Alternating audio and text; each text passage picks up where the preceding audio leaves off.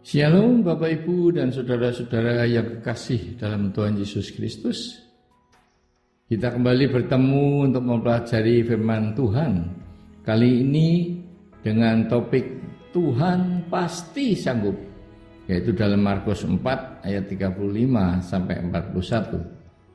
Bukalah Alkitab atau HP saudara pada Markus 4 ayat 35 sampai 41. Sekali lagi Markus 4 ayat 35 sampai 41. Perikop angin ribut diredakan ini berbicara tentang iman dan kuasa Tuhan Yesus dalam menaklukkan alam.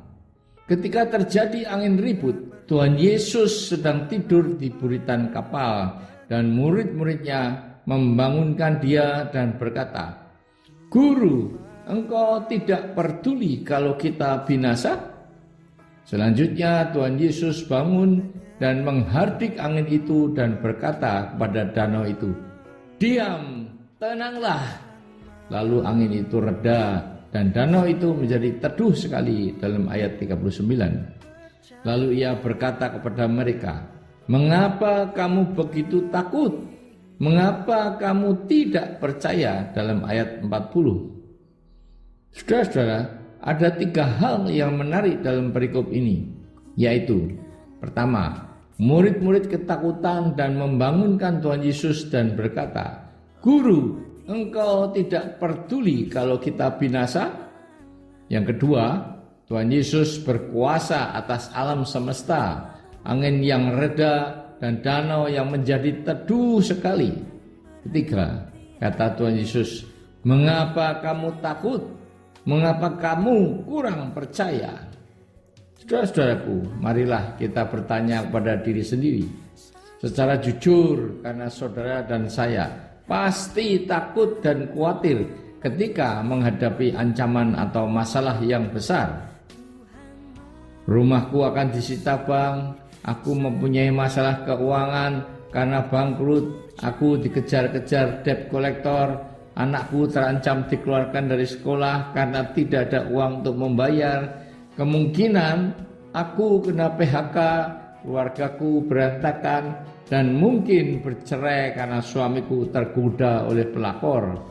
Saudara atau orang yang saudara cintai menderita penyakit stroke, kanker yang sudah menaun, tidak sembuh-sembuh, dan lain-lain masalah berat dan rumit yang sangat membuat saudara sedih dan putus asa, bahkan sampai ingin bunuh diri karena ingin lari dari masalah.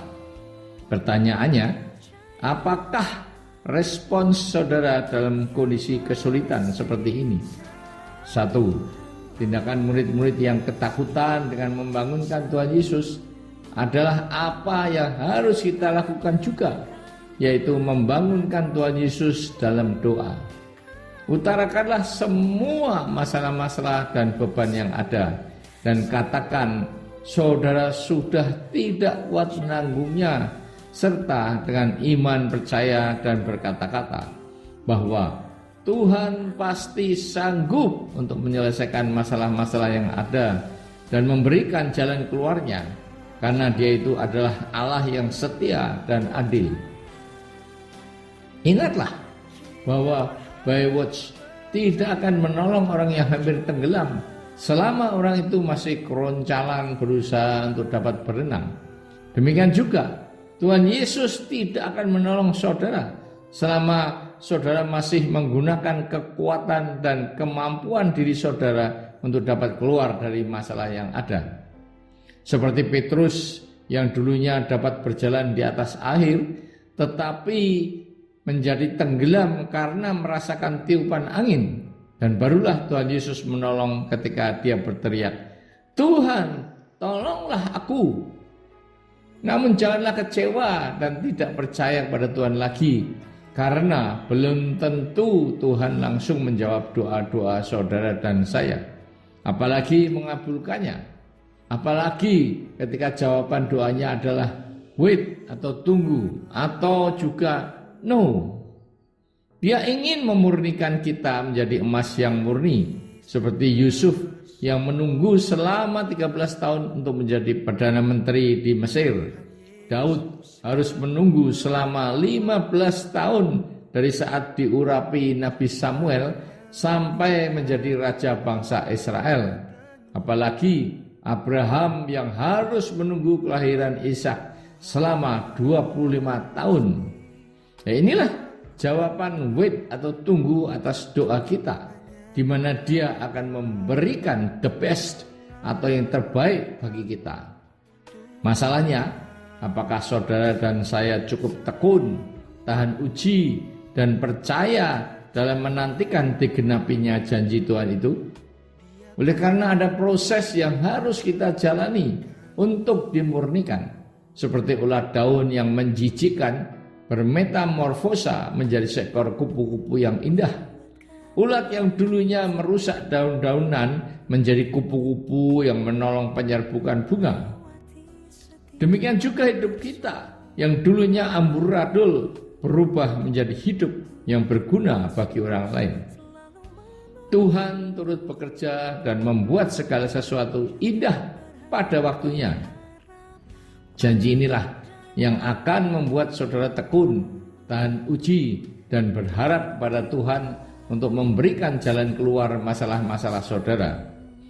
Ada waktu Tuhan yang kita tidak tahu kapan akan terjadi, namun pasti terjadi.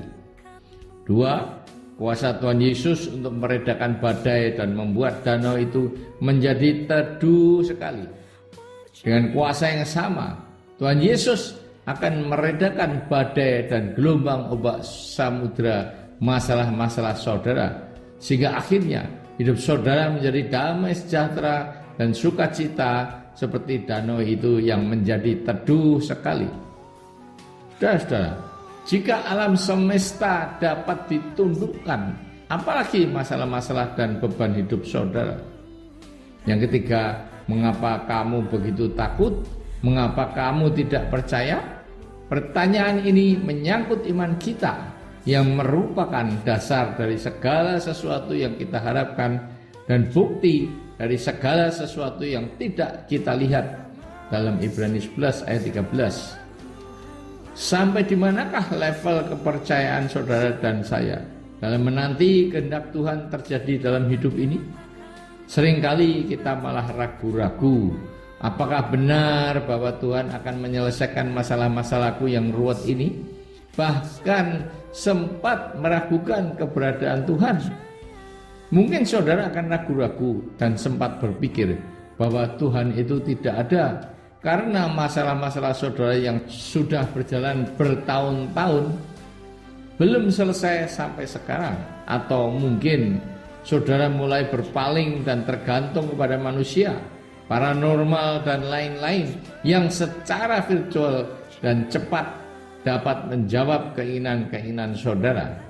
Sekalipun jawaban itu bukan dari Tuhan, sama seperti Saul yang mencari wanita pemanggil arwah.